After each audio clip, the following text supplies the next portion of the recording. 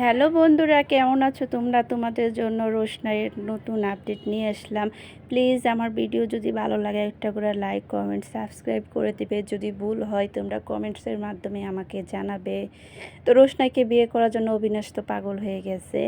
তো রোশনাই আর আরণ্যর রাগ অভিমানের ভালোবাসা চলছে। এদিক দিয়ে রোশনাইয়ের মাসিমণির সাথে অবিনাশ কথা বলছে, রোশনাইকে বিয়ে করে কিভাবে পাসপোর্ট রেডি করছে, নাকি নিয়ে যাবে নাকি।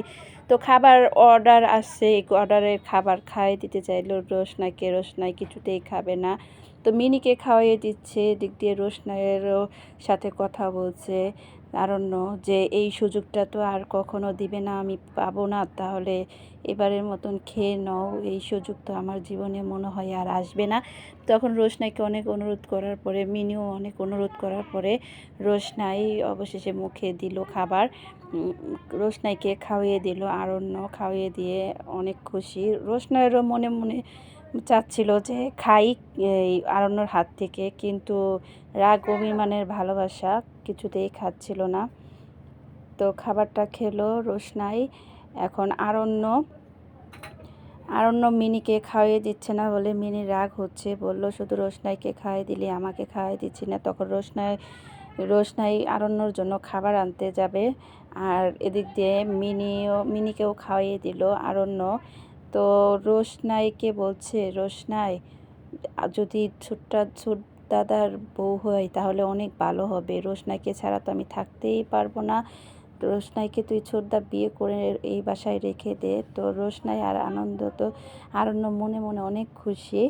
তো এদিক দিয়ে মিনি চামিচ দিয়ে খাবার বাড়তে যাচ্ছিল, আরণ্য না পড়লো, মিনি তুমি পারবে না, তারপরে খাবারটা পড়ে গেল আরণ্যর হাতে। তো আরণ্যকে হাত ধুয়ে আসতে বললো রোশনাই। তো মিনি চালাকি করে বলল, ছোটদা তুই রোশনাইকে খাইয়ে দিয়েছিস, রোশনাই তোকে খাইয়ে দিক। এই বলে মিনি কি চালাক, পরে রোশনাইও আরণ্যকে খাইয়ে দিল সেই কাটা হাত নিয়ে অনেক কষ্টে।